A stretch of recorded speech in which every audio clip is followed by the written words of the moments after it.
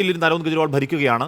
അവിടെ വരാൻ പോകുന്ന ഡൽഹിയിൽ കൊടിയ വേനൽക്കാലമാണ്. അതുകൊണ്ട് കുടിവെള്ള ടാങ്കറിൻ്റെ അടക്കം ലഭ്യത ഉറപ്പാക്കണമെന്ന് ജയിലിൽ ഇരുന്നു കൊണ്ട് കുറിപ്പിലൂടെ ഉത്തരവിറക്കി ഭരണനിർവഹണം ഉറപ്പാക്കുന്ന കെജ്രിവാൾ എത്ര നാൾ അത് പോകാൻ കഴിയുമെന്ന് അറിയില്ല. അത് ശരിയാണോ എന്ന് ചോദ്യം അവിടെയുണ്ട്. അപ്പോഴും ഏറ്റവും പ്രധാനപ്പെട്ട പ്രശ്നം ഈ മാപ്പ് സാക്ഷിയുടെ വാക്കുകളാണ്. ഏത് മാപ്പ് സാക്ഷി? റെഡ്ഡി എന്ന് പറയുന്ന അരവിന്ദോ ഫാർമയുടെ മുതലാളി ആദ്യം വിളിക്കുന്നു, ചോദ്യം ചെയ്യുന്നു, കെജ്രിവാളിനെ അറിയില്ല. രണ്ടാമത് ചോദ്യം ചെയ്യുന്നു, കെജ്രിവാളിനെ അറിയില്ല. അറസ്റ്റ് ചെയ്യുന്നു, പ്രതി ചേർക്കുന്നു, ജാമ്യം നിഷേധിപ്പിക്കപ്പെടുന്നു. റെഡ്ഡിയുടെ അറസ്റ്റിന് 5-ാം നാൾ BJP കൈപ്പണം 5 കോടി. ബാക്കി എല്ലാ കേസുകളിലും പ്രതികളുടെ ജാമ്യാപേക്ഷ എതിർക്കുന്ന ED അവിടെ റെഡ്ഡിയുടെ ജാമ്യാപേക്ഷ എതിർക്കുന്നില്ലെന്ന് മാത്രമല്ല, അതിനുശേഷമാണ് ബോണ്ടിൽ പണം കൊടുത്തതിന് ശേഷമാണ് കേട്ടോ CB ഗോപാലകൃഷ്ണൻ അയ്യോ പാവം വയ്യ എന്ന് റെഡ്ഡി പറഞ്ഞതിൽ മെഡിക്കൽ സർട്ടിഫിക്കറ്റ് ശരിവെക്കുകയാണ് ED. മാപ്പ് സാക്ഷിയാകാൻ ആവശ്യപ്പെട്ടു, ED എതിർക്കുന്നില്ല. നവംബർ 8-ന് ഒറ്റ ദിവസം കൊണ്ട് അരബിന്ദോയും 2 അനുബന്ധ കമ്പനികളും BJPക്കായി വാങ്ങിയത് 50 കോടിയുടെ ബോണ്ട്.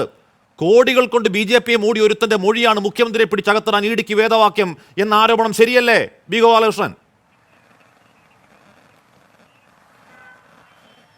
വിവരക്കേട് പറയല്ലേ എൻ്റെ പൊന്ന ചങ്കാതി. ED അല്ല, കേസെടുക്കാനല്ലേ EDക്ക് പറ്റുള്ളൂ. കേസെടുക്കാൻ EDക്ക് പറ്റും, പക്ഷേ അറസ്റ്റ് ചെയ്യാനും EDക്ക് പറ്റും. പക്ഷേ ജയിലിലിടാൻ EDക്ക് പറ്റുമോ? ഇല്ലല്ലോ. ഏജൻസിക്ക് വേണമെങ്കിൽ ഏത് തരത്തിലുള്ള കേസുകൾ വേണമെങ്കിലും നിങ്ങളുടെ ഭാഷയിൽ പറഞ്ഞാൽ എടുക്കാം. ഏത് തരത്തിൽ കളവായിട്ടുള്ള കേസെടുക്കാം. കാരണം കേരളത്തിലെ പല ആളുകളും എടുക്കുന്ന കേസ് അങ്ങനെയാണല്ലോ. പലതരത്തിലുള്ള കേസുകൾ എടുക്കാം. തൃശ്ശൂരിലെ സ്ഥാനാർത്ഥി സുരേഷ് ഗോപിക്കെതിരെ ഏതൊക്കെ തരത്തിലുള്ള കേസെടുക്കാനാണ് ശ്രമിച്ചത്, അതൊക്കെ എടുക്കാം. അതൊക്കെ പോലീസിനും ഏജൻസികൾക്കും ഒക്കെ എടുക്കാം. പക്ഷേ കോടതി എന്താ നിലപാടാണ് സ്വീകരിച്ചത്?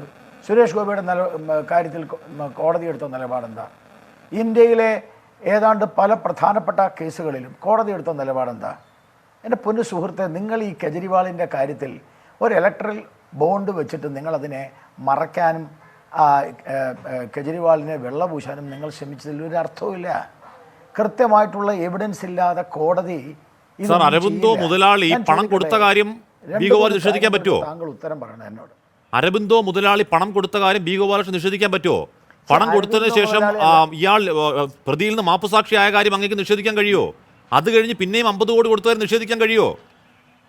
ഈ മദ്യനയ അഴിമതി കേസിൽ പ്രധാന പ്രതിയെന്ന് കരുതപ്പെടുന്ന ആളുടെ പണം കൈപ്പറ്റിയ പാർട്ടിയാണ് സർ നിങ്ങൾ.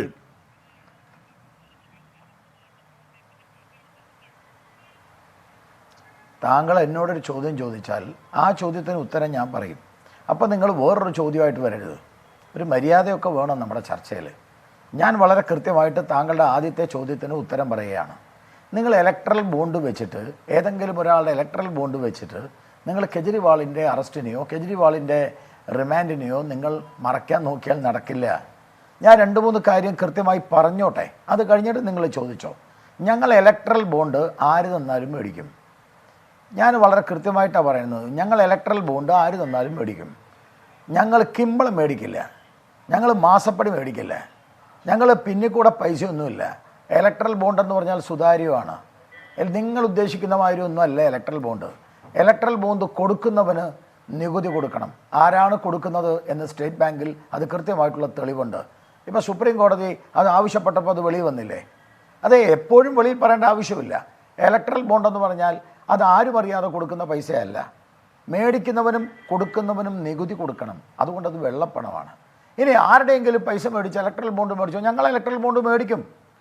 അത് നീതി നിഷേധമാണ്, അത് ഇലക്ട്രൽ ബോണ്ട് എന്ന് പറയുന്നത് ഭരണഘടനാ വിരുദ്ധമാണ് എന്ന് സുപ്രീം കോടതി പറഞ്ഞാൽ ഞങ്ങളത് വേണ്ടാന്ന് നോക്കും. ഇത്രയേ ഉള്ളൂ. ഇതിനു മുമ്പ് തെരഞ്ഞെടുപ്പ് നടന്നിട്ടുണ്ട്. ഇന്ത്യയിലെ എല്ലാ രാഷ്ട്രീയ പാർട്ടികളും പണവും മേടിച്ചിട്ടുണ്ട്. ഇലക്ട്രൽ ബോണ്ടിൽ കോൺഗ്രസ് മേടിച്ചിട്ടുണ്ട്, CPM DMKയുടെ കയ്യിൽ നിന്ന് മേടിച്ചിട്ടുണ്ട്. അപ്പോൾ അതൊന്നും അത്ര വലിയ കാര്യമില്ല, നിങ്ങളത് മാറ്റിവെക്കേ. നിങ്ങൾ കെജ്രിവാളിൻ്റെ കാര്യമാണ് ചോദിച്ചത്. ഞാൻ കെജ്രിവാളിൻ്റെ ഉത്തരവാണ് നിങ്ങളോട് പറയുന്നത്. അതിലെ ആദ്യത്തെ പ്രശ്നം, കവിതയെ അറസ്റ്റ് ചെയ്തു. കവിതയുടെ റിമാൻഡ് റിപ്പോർട്ടിൽ കൃത്യമായിട്ടുള്ള കിൻ ആരാണ് എന്ന് കവിത പറയുന്നുണ്ട്. ആ കവിതയുടെ സ്റ്റേറ്റ്മെൻറ്റ് പ്രകാരമാണ് വാസ്തവത്തിൽ കെജ്രിവാൾ അറസ്റ്റ് ചെയ്യപ്പെട്ടിരിക്കുന്നത്. അല്ലാണ്ട് നിങ്ങൾ ഉദ്ദേശിക്കുന്ന മാതിരി ഈ മാപ്പ് സാക്ഷി മാത്രമല്ല. ഇനി മാപ്പ് സാക്ഷിയാണ്, അതൊക്കെ കേസിൻ്റെ കാര്യമാണ്. ഞാൻ ചോദിക്കുന്ന ഒരു സിമ്പിൾ ചോദ്യമാണ്. ഹൈക്കോടതി എന്തുകൊണ്ടാണ് കഴിഞ്ഞ ഒക്ടോബർ മാസം മുതൽ ഇയാൾക്ക് സമൻസ് അയച്ചിട്ട് ഇയാളോട് സമൻസ് മേടിച്ചതിന് ശേഷം ഇയാൾ ഹാജരാവാതിരുന്നപ്പോൾ ഒക്ടോബറിലും നവംബറിലും ഡിസംബറിലും ജനുവരിയിലും ഫെബ്രുവരിയിലും എല്ലാം ഹൈക്കോടതിയും സുപ്രീം കോടതിയും ഒക്കെ ഇയാൾക്ക് സ്റ്റേ കൊടുത്തു. ഇപ്പോൾ എന്താണ് ഈ ഡൽഹി കോടതിയിൽ കഴിഞ്ഞ ദിവസം നടന്ന എന്തെങ്കിലും ഒരു കാര്യം താങ്കൾക്ക് ഈ ചാനലിലൂടെ പറയാൻ പറ്റുമോ? ഇംഗ്ലീഷ് ചാനലുകൾ ഈ കാര്യം മുഴുവൻ വെളിപ്പെടുന്നുണ്ടോ? നിങ്ങളെന്തിനാ മറച്ചു വയ്ക്കുന്നത്? നിങ്ങൾ മറച്ചു വയ്ക്കുന്നത് എന്തിനാ? നിങ്ങൾ സ്ഥിരം മറച്ചു വെക്കുന്ന ഒരു ചാനലാണ്. എന്താ മറച്ചു വെച്ചെന്ന് പറ. ഉദാഹരണം പറയാം നിങ്ങളോട്. നിങ്ങളുടെ മറ്റൊരു അവതാരകൻ ഉണ്ടല്ലോ, ഗോപികൃഷ്ണൻ. ഞാൻ പറയാം. ഗോപികൃഷ്ണൻ ഉണ്ടല്ലോ, നിങ്ങളുടെ ചാനലിലെ മറ്റൊരു അവതാരകനാണ് ഗോപികൃഷ്ണൻ. അദ്ദേഹത്തിൻ്റെ കഴിഞ്ഞ ദിവസത്തെ ഒരു ചർച്ചയിൽ ഞാൻ പങ്കെടുത്തു. ആ ചർച്ച എന്ന് പറഞ്ഞാൽ കലാമണ്ഡലം ഗോപിയുമായിട്ടുള്ള വിഷയമാണ്. നിങ്ങൾ മാത്രമാണ് ആ വിഷയത്തിൽ ചർച്ച ചെയ്തത്. അന്ന് അദ്ദേഹം പറഞ്ഞു, കലാമണ്ഡലം ഗോപിയുടെ വിഷയത്തിൽ BJP വേണം. ആരാണ് ഗോപിക്ക് പത്മഭൂഷണും പത്മശ്രീയും എല്ലാം കൊടുക്കാൻ തീരുമാനിച്ചത്, അല്ലെങ്കിൽ ഗോപി വന്നില്ലെങ്കിൽ ഗോപിയെ ഭീഷണിപ്പെടുത്തി കൊടുക്കാമെന്ന് പറഞ്ഞത്? ആ ആളെ നിങ്ങൾ കണ്ടെത്തണം, BJP കണ്ടെത്തണം. ഞാൻ പറഞ്ഞു എനിക്കാവില്ല. അപ്പോൾ അവിടെ ഒരു കാരശ്ശേരി മാഷ് പറഞ്ഞു, അങ്ങനെയാണെങ്കിൽ പോലീസ് സ്റ്റേഷനിൽ കേസ് കൊടുക്കണം. ഞാൻ പറഞ്ഞു കേസ് കൊടുക്കാൻ തയ്യാറാണ്. അപ്പോൾ ഞാൻ ഈ ബഹുമാനപ്പെട്ട എൻ്റെ വളരെ അടുത്ത സുഹൃത്തായ ഗോപികൃഷ്ണനോട് പറഞ്ഞു, കേസ് ചെയ്യാൻ നാളെ കൊടുക്കും, പക്ഷേ നിങ്ങളൊരു വാർത്ത കൊടുക്കണം. അപ്പോൾ എന്നോട് പറഞ്ഞു എല്ലാ വാർത്തകളും ഞങ്ങൾ കൊടുക്കും. മിസ്റ്റർ ഹാഷ്മി, പിറ്റേ ദിവസം പേരാമംഗലം സ്റ്റേഷനിൽ ഞാൻ പരാതി കൊടുത്തു. പരാതി കൊടുത്തു. ആ പരാതി കൊടുത്ത കാര്യം ഒരു മിനിറ്റ്, ആ കണ്ടുപിടിക്കൽ എന്റെ പണിയാണോ? നിങ്ങളത് പരാതി കൊടുത്ത ആൾ മറുപടി ആദ്യം സാർ BJPക്ക് വേണ്ടി സുരേഷ് ഗോപി ഒന്ന് ആശീർവദിച്ചാൽ പത്മഭൂഷൺ വാഗ്ദാനം ചെയ്ത ഡോക്ടർ ആരാണ് എന്ന് കണ്ടുപിടിക്കേണ്ട ഉത്തരവാദിത്വം അല്ലെങ്കിൽ അന്വേഷക ഉത്തരവാദിത്വം B. ഗോപാലകൃഷ്ണൻ ഇല്ലേ? ഇപ്പൊ ചാനൽ ചർച്ചയിൽ പറഞ്ഞു എന്നാൽ പരാതി കൊടുത്തും കിട്ടേക്കാൻ വഴിപാടിന്, അങ്ങനെയാണോ? ഞാനൊന്ന് പറയട്ടെ, പറഞ്ഞതിന് ശേഷം സംസാരിക്കും പ്ലീസ്. അല്ലെങ്കിൽ നമ്മൾ തമ്മിൽ പോവില്ല. അതൊരൊറ്റ പോയിന്റിൽ നമുക്ക് അവസാനിക്കും. കാരണം ഈ വിഷയം അതല്ലല്ലോ, ഒറ്റ പോയിന്റാ. ആരാണ് അങ്ങനെ പറഞ്ഞത് അത് അന്വേഷിക്കാനുള്ള ബാധ്യത അന്വേഷണ ഏജൻസിക്കുണ്ട്.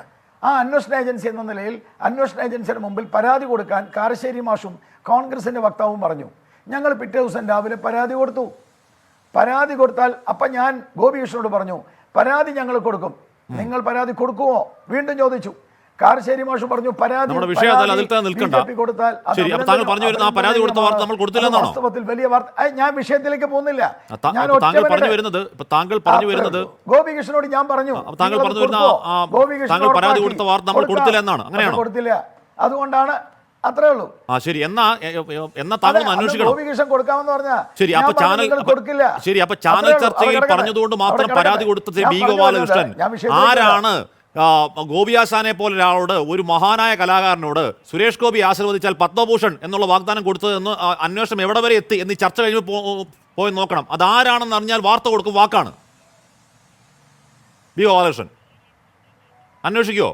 അത് ആരാണെന്ന് അന്വേഷിക്കേണ്ട ചുമതല, അത് ആരാണെന്ന് അന്വേഷിക്കാനുള്ള പരാതി കൊടുത്ത് ഒരു ചാനൽ ചർച്ചയിൽ ഒരു വാശിക്ക് കയറി ചുമ്മാ പരാതി കൊടുത്തിട്ട് അതുവഴി പോകലാണോ ഒരു പരാതിക്കാരൻ ചെയ്യേണ്ടത്?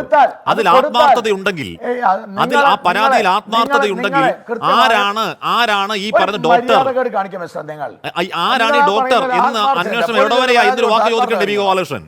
ഇത് വലിയ പാടൊന്നുമില്ലല്ലോ, ഇത് വലിയ പാടുള്ള കേസൊന്നും അല്ലല്ലോ. ആരാണ് ഫോൺ നമ്പർ നോക്കി അറിയില്ലേ? ഞാൻ വിളിച്ച് ചോദിച്ചു, മിസ്റ്റർ നിങ്ങൾ വലിയ ഡയലോഗ് ഒന്നും അടിക്കണ്ട, നിങ്ങൾ വലിയ ഡയലോഗ് ഒന്നും അടിക്കണ്ട. ഗോപികൃഷ്ണൻ പറഞ്ഞത് പരാതി കൊടുത്താൽ പിറ്റേ ദിവസം ഞങ്ങൾ അത് വാർത്തയിൽ കൊടുക്കും, പരാതി കൊടുത്താൽ പിറ്റേ ദിവസം വാർത്ത കൊടുക്കും. പരാതി കൊടുത്തു. നിങ്ങൾ പരാതിയിൽ, എൻ്റെ പരാതിയിൽ കൃത്യമായ അന്വേഷണമുണ്ട്. പക്ഷെ ആ അന്വേഷണത്തെ കുറിച്ച് നിങ്ങൾ ഒരു അക്ഷരം മിണ്ടിയില്ല. എന്താണ് അന്വേഷണം? പറയൂ. താങ്കൾ ഇവിടെ വെളിപ്പെടുത്തും. BJPക്ക് വേണ്ടി ഗോപിയാശാനെ പോലൊരു മഹാനടനെ വിളിച്ചിട്ട് പത്മഭൂഷൺ അങ്ങ് തന്നൊതുക്കാം എന്ന് BJPക്ക് വേണ്ടി വാഗ്ദാനം ചെയ്ത ആ അൽപ്പൻ ആരാണെന്ന് അറിയണ്ടേ B. ഗോപാലകൃഷ്ണൻ? അങ്ങൊന്ന് അന്വേഷിച്ച് പറയൂ. ഞാൻ അങ്ങയിലേക്ക് എത്താം. നമ്മുടെ വിഷയം അതല്ല, അതുകൊണ്ട് ഞാൻ അങ്ങയിലേക്ക് എത്താം, അടുത്ത ഘട്ടത്തിലെത്താം. ശരൽകുമാർ, അല്ലല്ല, ഞാൻ ഈ വിഷയത്തിൽ അത് പറഞ്ഞു കഴിഞ്ഞു. തീർത്തോട്ട് പോയത്, ഈ വിഷയം തീർത്തിട്ട് പോയത്. അത് പറഞ്ഞു എന്ന് മാത്രമേ ഉള്ളൂ. ഞാൻ പറഞ്ഞിട്ടില്ല. അതിനകത്തൊരു വരി ഞാൻ പറഞ്ഞ് അവസാനിപ്പിച്ചോട്ടെ. ഇവിടെ നീതിന്യായ വ്യവസ്ഥയുണ്ട്, ഇവിടെ പോലീസുണ്ട്, ഇവിടെ നിയമമുണ്ട്, ഇവിടെ അന്വേഷണ ഏജൻസിയുണ്ട്. ഇവർക്കെല്ലാം കേസെടുക്കാനേ അവകാശമുള്ളൂ. ഒരു വർഷമായി ഈ കേസുമായി ബന്ധപ്പെട്ട സിസോദിയ ഒറ്റ വർഷമായി ജയിലിൽ കിടക്കുക. എന്താ ഇവിടുത്തെ കോടതിക്ക് എന്തുകൊണ്ടാണ് ആ സിസോദിയയ്ക്ക് ജാമ്യം കൊടുക്കാത്തത്? ശരി, താങ്കൾക്ക് അറിയാത്തതല്ല, PML എന്നുള്ള നിയമത്തിന്റെ ഒരിക്കൽ എടുത്തു കളഞ്ഞ പിന്നീട് വീണ്ടും ഇൻകോർപ്പറേറ്റ് ചെയ്ത ആ നിയമത്തിന്റെ മാരകത്വം കൊണ്ട് താങ്കൾക്ക് അറിയാത്തതല്ല. ഈ കഴിഞ്ഞ ഒക്ടോബറിൽ മനീഷ് സിസോദിയുടെ ജാമ്യ ഹർജി പരിഗണിക്കവേ കോടതി ചോദിച്ചു, അരക്കഴിഞ്ഞ് തെളിവുണ്ടോ എന്ന് ചോദിച്ചു. ഈ പറഞ്ഞ കേട്ടുകേഴ്വി അല്ലാതെ അരക്കഴിഞ്ഞിട്ട് തെളിവുണ്ടോ എന്ന് ചോദിച്ചു. ട്രയലിലേക്ക് എത്തിയാൽ 2 ചോദ്യത്തിൽ പൊട്ടി കാട്ടിക്കയറുന്ന കേസാണെന്ന് പറഞ്ഞു സിസോദിയ. തെളിവില്ല, ജാമ്യം കൊടുക്കും. എന്റെ പൊന്നു ചങ്ങാതി, അങ്ങനല്ല സർ, താങ്കൾക്ക് PMLA വകുപ്പ് PMLA നിയമത്തിന്റെ മാരക സ്വഭാവം അറിയാത്തതുകൊണ്ടാണ്. അറിയാത്തതുകൊണ്ടല്ല, അറിയില്ലെന്ന് നടിക്കുന്നതുകൊണ്ടാണ്. PMLA അല്ല, ഏത് കേസ് നിങ്ങൾ ഞാൻ PMLA ഒക്കെ നന്നായി പഠിച്ചവനാ. ഈ നാട്ടിൽ സുപ്രീം കോടതി അപ്പുറത്തെ കേസ് വന്നാലും സുപ്രീം കോടതി പറഞ്ഞതാണ് ഈ പറയുന്ന 100 കോടിയുടെ കേട്ടുകേഴ്വി അല്ലാതെ, ഇവിടുത്തെ കോടതി 100 കോടിയുടെ കേട്ടുകേഴ്വി അല്ലാതെ തെളിവുണ്ടോ? പ്രൊസീഡ്സ് ഓഫ് ക്രൈം ഉണ്ടോ? പണം പിടിച്ചെടുത്തതിന് തെളിവുണ്ടോ? ഈ കേസുമായി വിചാരണയിലേക്ക് പോയാൽ 2 ചോദ്യത്തിൽ സിസോദിയയുടെ കേസ് പൊളിഞ്ഞ് കാട്ടിക്കയറുമെന്ന് പറഞ്ഞത് സുപ്രീം കോടതിയാണ്. ഓക്കെ, അനിൽകുമാർ, ഇവിടെ സുപ്രീം കോടതി പറഞ്ഞാണ്. നിങ്ങൾ വെറുതെ വിവരക്കേട് പറയല്ലേ സർ? സുപ്രീം കോടതി പറഞ്ഞാണ് ആരെയും ജയിലിടാൻ പറ്റില്ല. സുപ്രീം കോടതി പറഞ്ഞതാണ്. തെളിവില്ലെങ്കിൽ ഉള്ളിൽ കിടക്കാൻ പറ്റില്ല. ബി ഗോപാലകൃഷ്ണൻ സുപ്രീം കോടതി പറഞ്ഞതാണ്. കൊടുക്കേണ്ടതായിരുന്നല്ലോ. ട്രയലിലേക്ക് പോയാൽ 2 നാൾ കൊണ്ട് തീരുന്ന 2 ചോദ്യത്തിൽ തീരുന്ന കേസാണിത് ഈ തെളിവുകൊണ്ടാണെങ്കിൽ പറഞ്ഞത്. പോട്ടെ പോട്ടെ, അത് വരട്ടെ. ശ്രീ കെ അനിൽകുമാർ, ആയിക്കോട്ടെ, ശരി, ആയിക്കോട്ടെ, അങ്ങനെ കിടക്കട്ടെ.